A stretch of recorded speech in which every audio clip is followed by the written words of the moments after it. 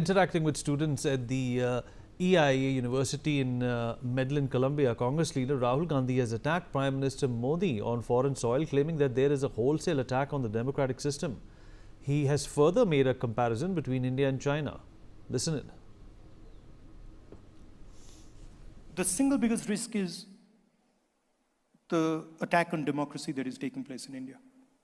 Because India has multiple religions, multiple traditions, multiple languages, and India actually is a conversation between all its people.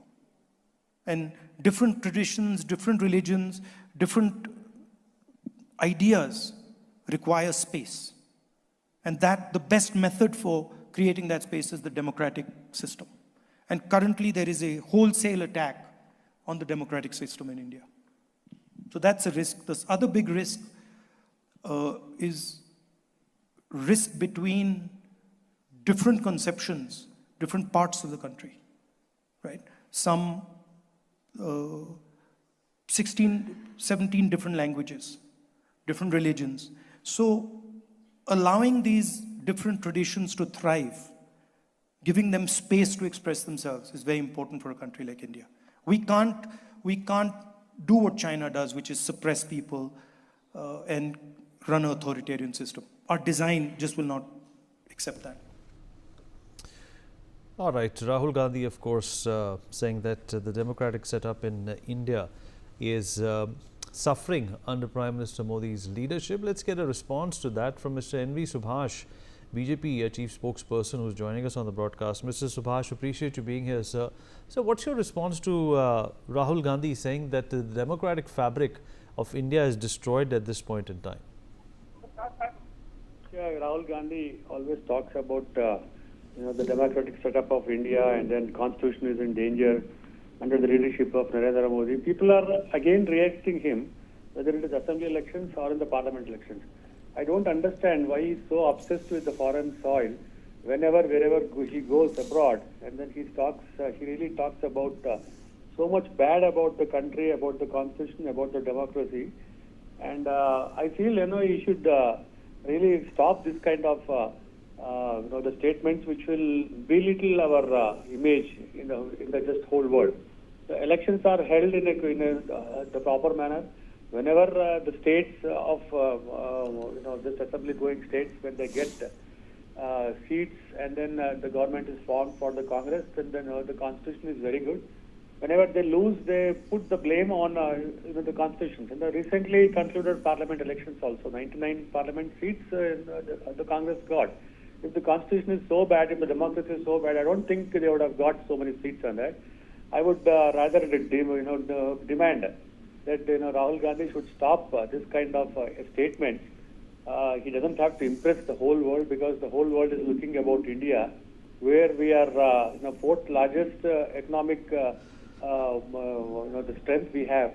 And this kind of statements, I don't think it will really go very well even with the foreign students.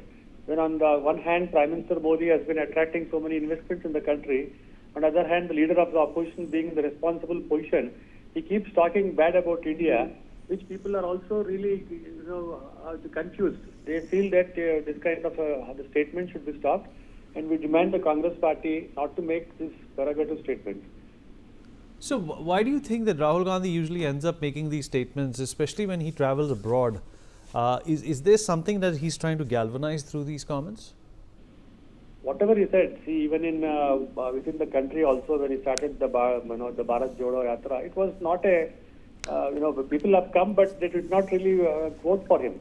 And in the states like Telangana, Karnataka, except just Himachal Pradesh, all the elections he has lost, including the by-elections also. In Delhi, they could not get. I feel that he has some kind of the mania where he goes to the foreign stand, and then he talks bad about India, which really makes him happy, because when he talks something bad about India within the country, people don't really appreciate on that. If they would have gone and then they would have fell in the trap of Rahul Gandhi, the Bharatiya Janata Party would not have made the government the third time.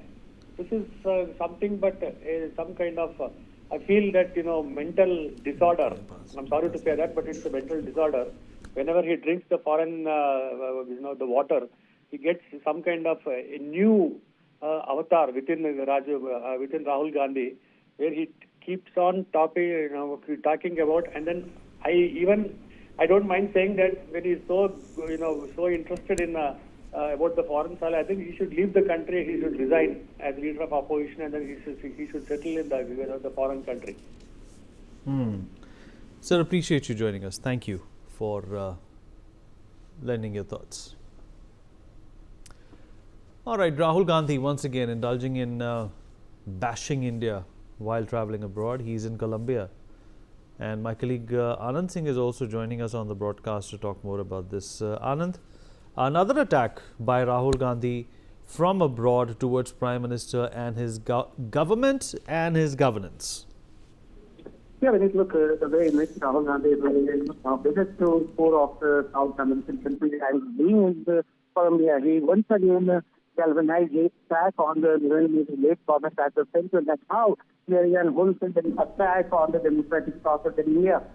He mentioned that how there are several languages and several cultures and religions that people follow in India. And thus, he mentioned that how under Narendra Modi government, there is clear such wholesale attack going on the democratic process, as India used to have a very good democratic structure where people used to talk and they used to have conversations. But under Narendra Modi's late government, the conversation is now going away, just like the way China is going forward in the way that it has been not allowing people to speak properly over there. So clearly, in this way, Rahul Gandhi has once again targeted Narendra Modi's late government from abroad, especially these four nations, South American too. Back to you. Anand, in fact, stay with us. Meanwhile, speaking on polarization, Rahul has said that India is struggling to create jobs as we are a service-based country. He further said that in a world where China produces everything, India is lagging behind being a service-based economy. Rahul also urged for a democratic India with a roadmap to rival China in production and drive national progress. Listen in. Large country like India is struggling, even though we have good economic growth, we are struggling to create jobs for our people. And the reason we are struggling to create jobs for our people is because we are not actually producing, we are not manufacturing. We are a service-based economy, and large countries require a manufacturing base, require the act of production to employ its people. So for us, having a world where China produces everything means that we struggle to employ our people. So for us, fundamentally important thing is to start production and start to compete with China on producing material goods. That is central. A country like India simply cannot manage if it doesn't do that. Most of the people, for example, who are creating the polarization in the United States with Mr. Trump are people who have lost their manufacturing jobs, right? It's the collapse of US manufacturing that has left a huge number of people in the United States and in India and in Europe without jobs. And that's a volatile cocktail, right? So I think what's really important is China has demonstrated to the world how you do production in a non-democratic environment. We cannot do that. We are a democratic environment. We have to have a democratic structure. So for us, what's interesting is, can we develop a model of production, a model of manufacturing that is competitive with China, but in a democratic environment? Anand, my colleague, still with us on the broadcast. Anand, of course, Rahul Gandhi once again, comparing India to China. Yeah, Vinit, this is not the first time that Rahul Gandhi has mentioned that how the manufacturing sector in India is struggling in the past few years. So he mentioned the example of United States also, and particularly he mentioned how polarization has led in US with the loss of jobs over there, on which India is also dependent, and similar condition is in India, as India is only maintaining a service kind of sector where it provides workforce, whereas it has been unable to become a manufacturing hub. So clearly, Rahul Gandhi once again targeted the government, and this is not the first time that he mentioned, as in several of his public meetings also in India, he has mentioned that how the mobile phones which the people use, they are not manufactured in India and they are being assembled over here, whereas all the mobile parts are being made in China, as they have got a very good workforce over there, which India lacks. So clearly, Rahul Gandhi once again highlighted the same issue, and he compared it with the issue of polarization that has been taking place under Narendra Modi-led government here in India. So clearly, he cited the example of Appreciate China you that joining how... us. We take a short break on that note. Be right back.